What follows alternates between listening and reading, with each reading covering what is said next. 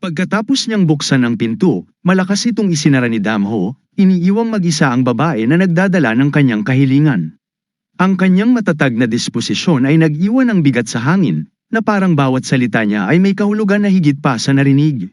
Sa isang kwarto malapit doon, nagtanong si Kiyua kay Sei, ano sa tingin mo ang tungkol dito? Dahan-daang bumukas ang pinto, at isang figura na nakasuot ng itim ang lumitaw mula sa dilim. Hindi makita ang kanyang mukha, ngunit naroon ang presensya niyang nakakasindak. Tumugon si Sei na hindi madali ang sitwasyon at handa siyang tumulong, ngunit nagbabala na magiging mahirap ito.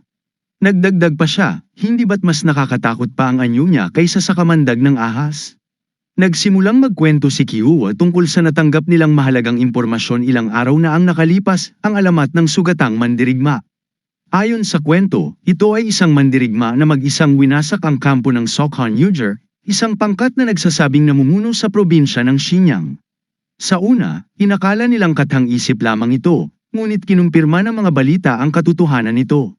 Natalo ng mandirigmang ito ang isang Heavenly Master mula sa Guangdong Sect sa harap ng daan-daang tao sa kampo ng Ugri Hangam sa Gansu Province.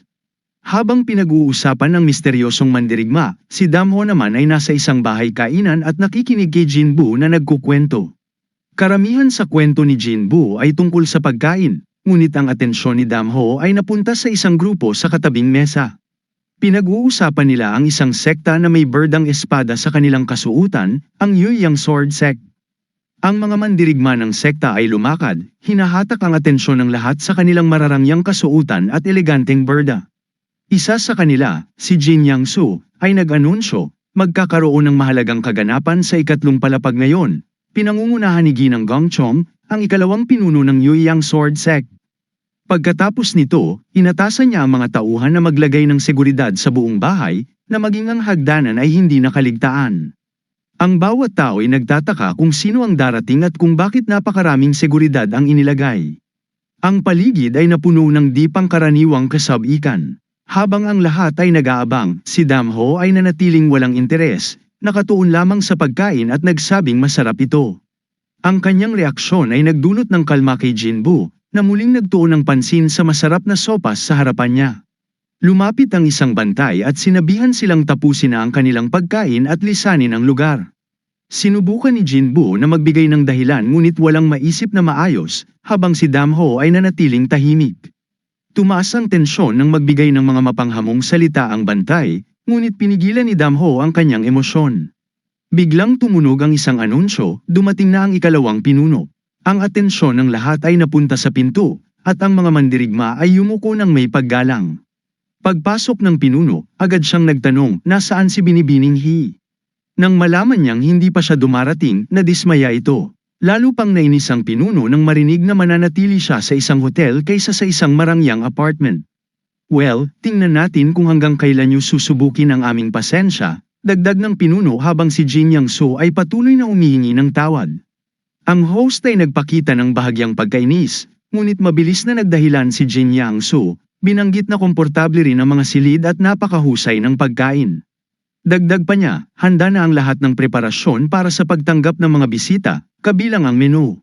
Sa pagtitig sa tanawin ng Lake Danton mula sa bintana, unti-unting napanatag ang may-ari, umaasa na magugustuhan din ni Binibining He ang lugar at aliwales nito. Hindi nagtagal, kumalat ang balitang dumating na si Binibining He. Sinalubong siya ng Yueyang Sword Sect ng may buong paggalang. Agad niyang tinanong kung naroon na ang ikalawang pinuno, at siya'y inanyayahan na sumunod sa kanila. May seryosong ekspresyon sa kanyang mukha habang maingat niyang pinakinggan ang kanilang sinasabi. Sa ilalim ng mga usyosong mata ng mga naroroon, umakyat siya sa ikatlong palapag. Sino siya? Tanong ng karamihan, namamangha sa pagpaparangal sa kanya ng mismong pinuno. Isa siyang babae na tulad ng isang magandang bulaklak sa gitna ng walang katapusang karagatan, isang bulaklak na walang hangganan. Siya si Haewol, kilala bilang saksi ng walang hanggang karagatan. At ang tanging babae sa Camayor na tumatayo sa parehong antas ng iba pang 8 dragon. Isa siyang mandirigmang lumaki sa isla ng Hanam, kung saan siya inaruga ng mga matatanda. Ang Hayam Island ay isang malaking isla sa pinakahilagang bahagi ng mapa ng Jungwan, kung saan ang High Sect ang namumuno sa lahat. Gayunpaman, dahil malayo ito mula sa sentro ng Jianggan, hindi ito kabilang sa 9 na dakilang sekta. Bihira ang mga mandirigma ng Hayam Island na umalis sa kanilang mga hangganan, at ang kanilang paglitaw sa Jungwan ay tanda ng simula ng isang malaking bagyo. Sa kasalukuyan, si Soil ang tanging babaeng mandirigma na ipinadala sa kontinente, na nagpapahiwatig ng kanyang hindi matatawarang lakas. Nang una siyang lumitaw, maraming kalalakihan ang naakit ng kanyang kagandahan at sinubukang lumapit sa kanya, ngunit wala sa kanila ang nakaligtas sa hindi matukoy na dahilan. Patuloy siyang umabante sa hilaga, nakikipaglaban at nananalo sa bawat laban, dahilan upang makilala siya bilang bulaklak ng walang hanggang karagatan at mapabilang sa tala ng mga kaman. Sa mga sandaling yun, pumasok siya sa silid kung saan hinihintay siya ng ikalawang pinuno. Masaya siyang binati nito, hindi tinipid ang mga salita ng paghanga sa kanyang kagandahan, sumasang-ayon sa mga kuro-kuro tungkol sa kanya. Ipinahayag nito ang kanyang paghanga at si Heowul ay nagpasalamat. Inimbitahan siya ng pinuno na umupo at iniutos ang lahat ng nasa menu, hindi alam kung ano ang gusto niya. Nagpasalamat siya sa mainit na pagtanggap ng pinuno, na pinuri ang atensyon nito sa detalye. Pinaghandaan ng mabuti ng pinuno ang lahat dahil ang pagpupulong na ito ay mahalagang pagbati para sa mga mandirigma ng Hayam Island. Habang nakaupo, tumingin si Binibining Hi sa bintana, pinapansin ang tanawin ng D-Lake. Para bang ang lahat ng bituin ay nagsama-sama sa isang maayos na sayaw, lumilikha ng kamanghamanghang liwanag sa paligid niya. Ang ikalawang pinuno, lubos na naaakit sa kanyang kagandahan, ay hindi makapagpigil na humanga.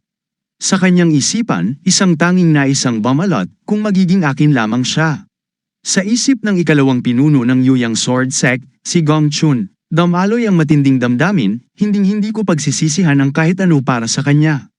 Bagamat siya'y kilala sa pagkahilig sa mga makamundong luho, natagpuan niya ang tanging bagay na makakapuno sa kawalan sa kanyang puso, si Soil, ang nawawalang bahagi na matagal na niyang hinahanap. Agad siyang nag-utos sa isa sa mga lingkod na dalhin ang espesyal na redyalong maingat niyang inihanda. Sa loob ng kahon ay nakalagay ang isang napakagandang espada, gawa ng pinakamahusay na panday sa Hunan Province, si Gong Yaj, gamit ang natatanging pamamaraan nito. Ipinagmamalaki niyang sinabi kay Soil na ang espada ay inihanda niya nang malamang bibisita ito sa Yuyang. Tinawag niya itong tanda ng kanyang sinseridad habang inilalagay ang lahat ng kanyang damdamin sa regalo. Ngunit, mahinahong yumuko si Soil at diretso niyang tinanong, bakit ka nagdesisyong magbigay ng ganitong regalo? Namula ang mukha ni Gong Chun, at mahina niyang inulit ang sinabi niya, isang tanda ng sinseridad. Subalit, matatag niyang sinabi na hindi siya dumating para tumanggap ng mga regalo. Ang kanyang pagbisita ay dulot ng interes sa reputasyon ng Yuyang Sword Sect. Hindi niya kailangan ng isang marangyang espada, mayroon na siyang sariling espada na puno ng mga alaalang nakasulat sa dugo. At iyon ay sapat na para sa kanya. Matapos magpasalamat sa kanyang mainit na pagtanggap, mahigpit niyang sinabi na umaasa siyang huwag na siyang gambalain pa. Tumalikod siya at umalis, iniwan si Gong Chun na nanginginig sa galit. Hindi niya napigil ang ibulalas, ano ito? Sa kanyang galit, pinagtatapon niya ang lahat ng nasa mesa, pinupunit ang mga telang naroroon. Nagtakbuhan ang mga lingkod upang siya'y pakalmayin, ngunit wala itong epekto. Sa matinding galit, hinagis niya ang isang upuan sa bintana. Habang naglalakad si Soil palabas, tinanong niya sa sarili ang dahilan ng pag-imbita sa kanya. Bakit ako inanyayahan ng pinuno dito? Sa kabila ng kanyang mga iniisip, napahanga siya sa kagandahan ng tanawin ng Lake Danton, na tila tinangay ng banayad na hangin ang lahat ng kanyang alalahanin. Hindi kalayuan, nakita niya ang dalawang figura, sina Damho at Jinbo, na nakatayo malapit sa bayan kung saan siya tumigil. Ang kanilang presensya ay nagdulot ng hindi maipaliwanag na kaba at interes sa kanya. Napansin niyang ang lalaking may itim na buhok ay may kakaibang tingin, tila puno ng kadiliman na hindi niya kayang maunawaan. Sa kanyang mata, walang bakas ng emosyon na nagbigay ng misteryo sa kanya. Sa hindi inaasahang pagkakataon, naramdaman niya ang tensyon sa kanyang katawan. Ang kanyang mga palad ay biglang pinagpawisan at malamig na pawis ang gamulong sa kanyang likod. Bigla, narinig niyang iniutos ng isang lalaki sa kanyang likuran, maghanda na. Ang mga kalalakihan sa paligid niya ay nagbunat ng kanilang mga espada, naghahandang sumalakay. Napansin ito ni Damho, at agad niyang binalaan si Jinbo na lumayo. Ang mga mandirigma ay mabilis na nagpasabog ng tubig at bumuo ng isang ambush. Ngunit si Soil, kalmado at tila nag-e-enjoy pa rin sa tanawin, ay nagmasid lang sa paligid. Para bang nakakatuwa para sa kanya ang kanilang pagsubok. Hindi niya lubos maisip na aakalain ng mga ito na kaya siyang saktan ng kanilang plano. Nagsimula nang maghanda ang lahat para sa laban. Ang tahimik na paligid ay napuno ng ingay ng mga espada, at sabay-sabay silang sumugod, walang inaksayang oras. Habang nakalantad ang mukha ni Soil sa labanan, ito'y nagpakita ng matatag at hindi matinag na kumpiyansa. Sa kabila ng patuloy na pagsugod ng kanyang mga kalaban, ang bawat kilos niya ay nag-uukit ng hindi nakikitang linya sa hangin gamit ang kanyang espada, na parang isang elegante at hindi mapigil ang sayaw ng kamatayan.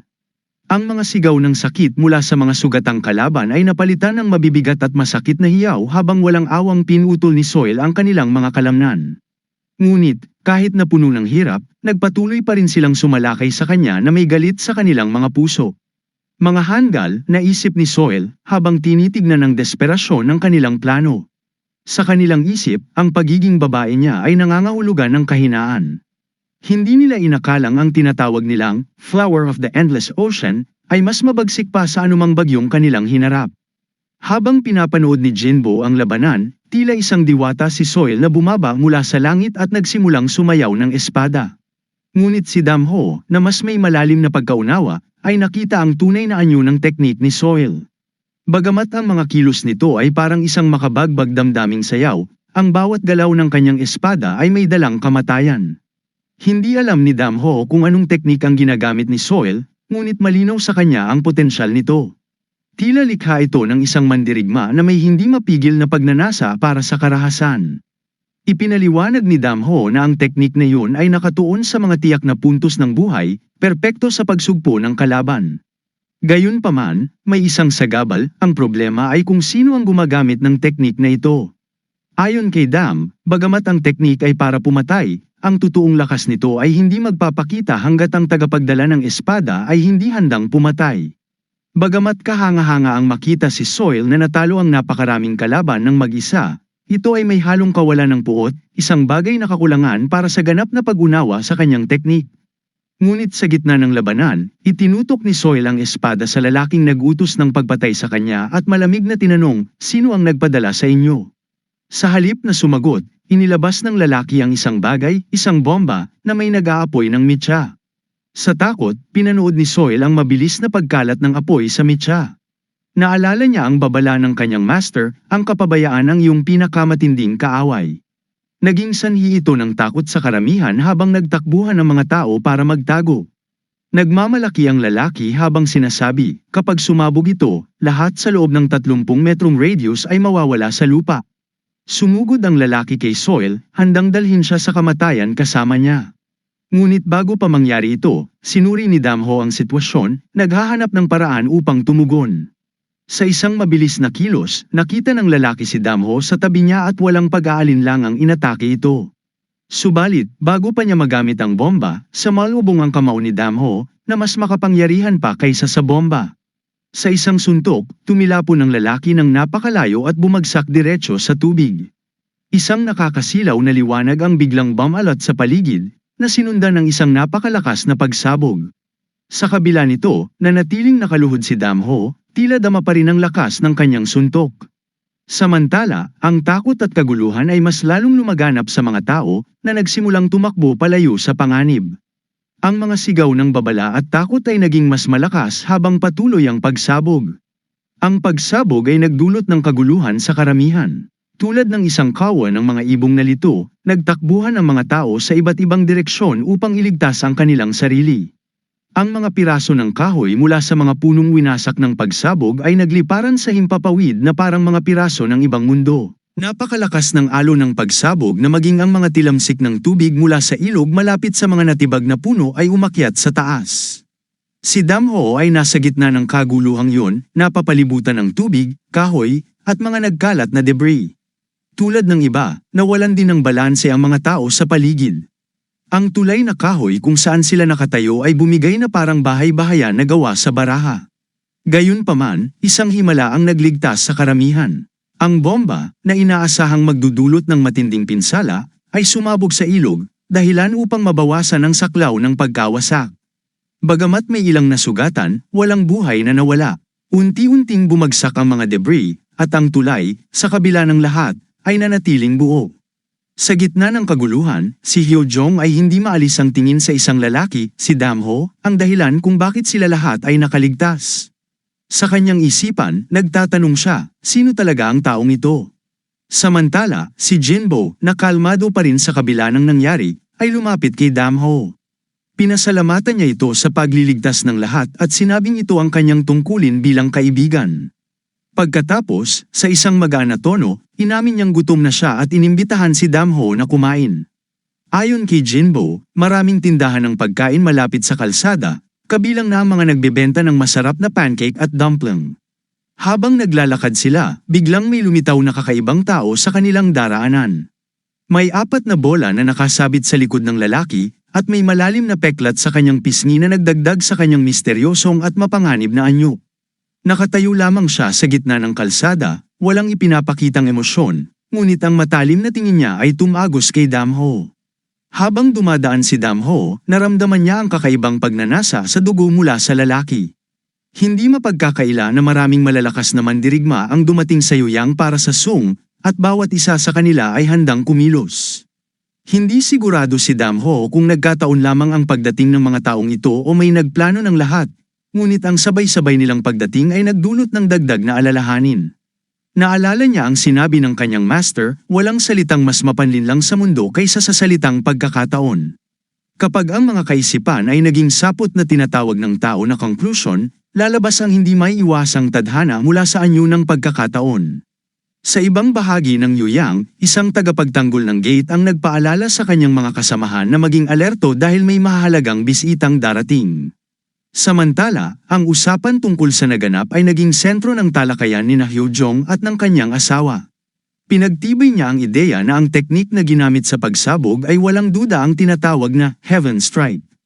Ang lalaki na may peklat ay tila nasa sabik habang iniulat na ang pagsabog ay nangyari sa lugar na puno ng tao, kung saan imposibleng maiwasan ang mga casualty. Ang pinakanakababahala ay ang paggamit ng Heaven Strike, isang sandata na may kakayahang magdala ng malawakang pagkasira. Ipinaliwanag ng inspector ng Yuyang, si Kyung-wan, ang kasaysayan nito. Ayon sa kwento, isang siglo na ang nakalipas, ang Won sect ang nakaimbento nito.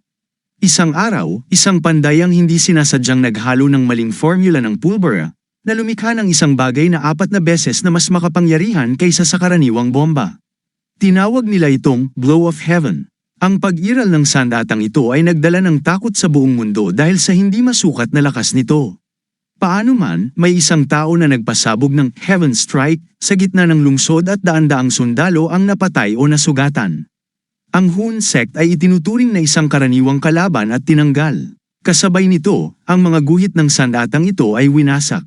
Ngunit ngayon, makalipas ang daan-daang taon, muling lumitaw ito at ngayon na ang Heaven Strike ay nagpakita sa Yuyang, na pag-alaman ni Kyung-wan na hindi kayang harapin ni Yuyang ang banta na ito mag-isa. Naalala niya na ang Yuyang Sword Sect ay mas maliit kaysa sa Hanam Sect at siya mismo ay isa sa mga nakatayo sa ulo ng lungsod ng Yuyang.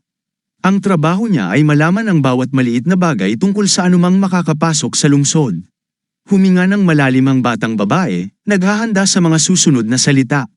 Malapit nang magtipon ang mga makapangyarihang sect sa Jongwan para sa isang pagpupulong sa Ilog Dunjing. Nabigla siya, hindi inaasahan ang balitang ito. Isang impormasyon na hindi niya dapat malaman dahil ang pagpupulong ay magaganap sa mismong harap ng kanyang mata, sa kanyang sariling pier, at hindi pa niya ito narinig. Ipinaliwanag ni Hasoan nang walang kahirap-hirap na ito ay isang lihim na impormasyon at hindi niya rin ito malalaman kung hindi siya sinabihan ng kanyang guro.